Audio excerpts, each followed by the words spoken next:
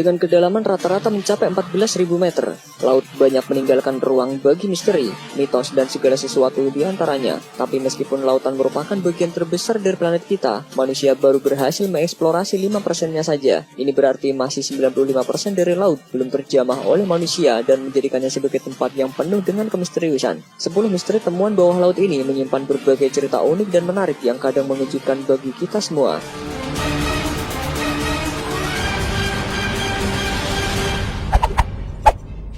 Ngarai bawah air.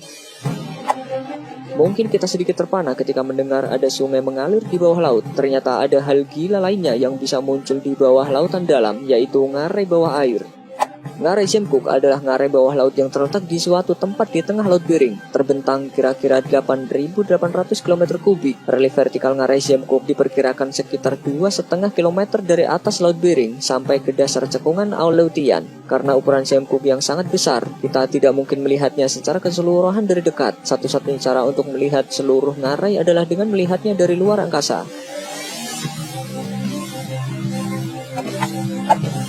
Air terjun bawah air.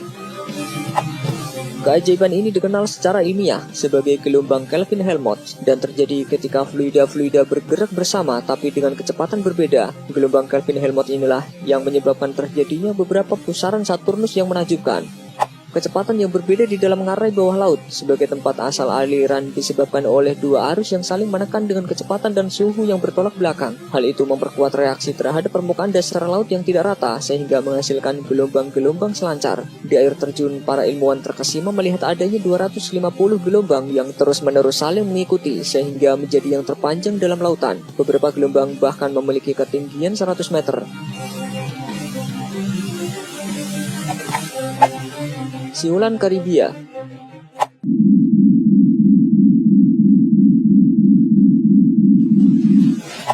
Laut Karibia memperdengarkan siulan pada nada as pada beberapa oktav di bawah. Suaranya terlalu pelan untuk terdengar oleh telinga manusia, tapi dapat didengar dari angkasa. Hebatnya suara itu dihasilkan oleh proses 120 hari yang bermula dari dasar laut. Faktor utama yang terlibat di sini adalah Laut Karibia itu, yang luasnya sekitar 1 juta mil persegi, dan perilaku alam yang dikenal sebagai gelombang Rossby. Gelombang itu muncul ketika suhu air berubah dalam beberapa tingkatan berbeda dan dipengaruhi oleh rotasi planet bumi. Gelombang itu merambat di sepanjang dasar laut, redup di sisi barat sebelum muncul lagi di perbatasan sisi timur. Proses ini dikenal sebagai lubang cacing Rossby, yang menjadi satu-satunya gelombang yang cukup lama menjadi ujung satu lagi. Dia bergetar selama 120 hari sambil menghasilkan siulan. Kota kuno bawah laut Pavlopetri. Kembali pada tahun 1967, kota pelabuhan bawah laut Pavlopetri ditemukan oleh Dr. Nick Fleming di pantai selatan Yunani. Para arkeolog percaya bahwa kota Pavlopetri adalah ibu kota perdagangan saat itu karena banyak tembikar kuno yang ditemukan di dalamnya. Pavlopetri diperkirakan berukuran sekitar 100.000 meter persegi dan lokasinya yang terpencil diyakini sebagai penyebab kondisinya tetap terpelihara. Sekitar tahun 2009, Fleming menyatakan kota bawah laut itu paling tidak berusia sekitar ribuan tahun. Hal ini menjadikannya sebagai salah satu reruntuhan bawah laut tertua yang mereka temukan. Kembang Kutub Utara.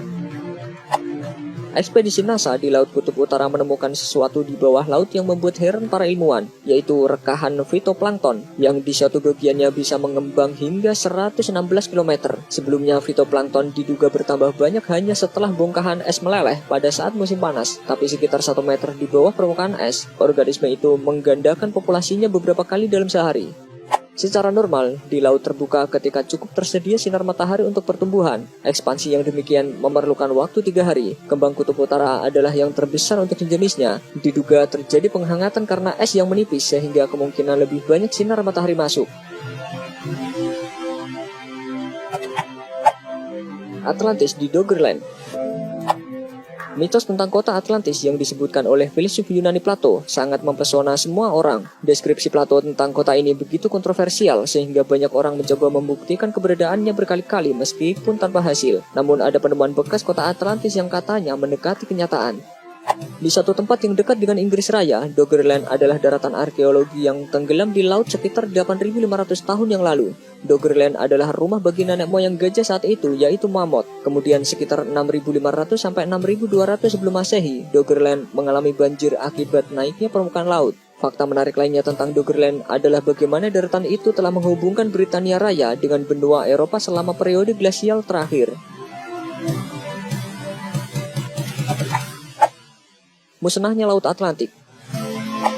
Ada daerah subduksi baru yang dapat menyebabkan Laut Atlantik lenyap dalam waktu 220 juta tahun. Daerah subduksi terjadi ketika suatu lempeng tektonik harus menekan ke bawah lempeng lain yang lebih ringan sambil kemudian meleleh kembali menjadi mantel.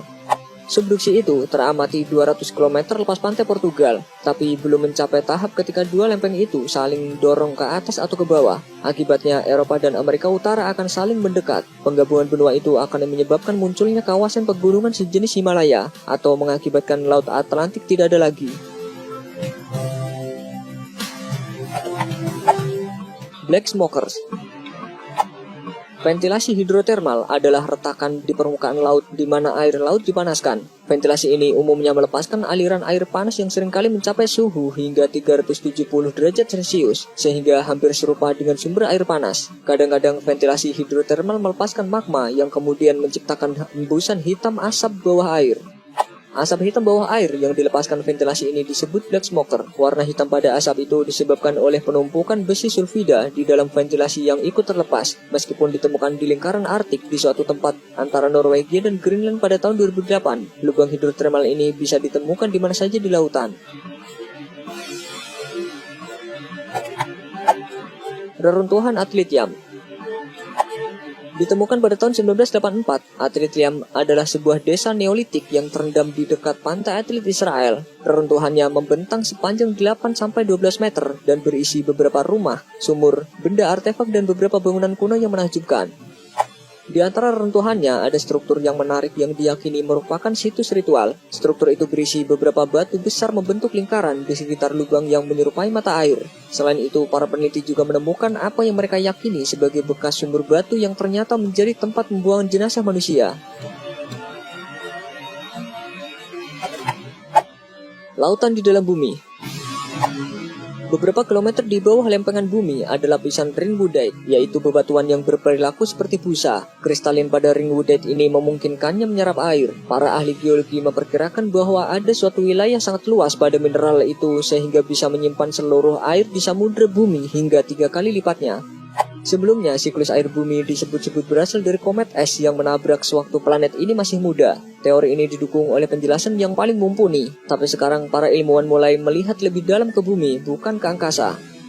Setelah beberapa dekade, mereka menemukan adanya reservoir ringwoodite. Sekarang terbukalah kemungkinan bahwa air di bumi berasal dari dalamnya sendiri. Di masa lalu, proses-proses geologi mungkin telah mendorong air yang terkunci itu ke permukaan. Seandainya semua air itu terdorong keluar, maka daratan yang tersisa hanyalah yang merupakan tempat-tempat yang tinggi.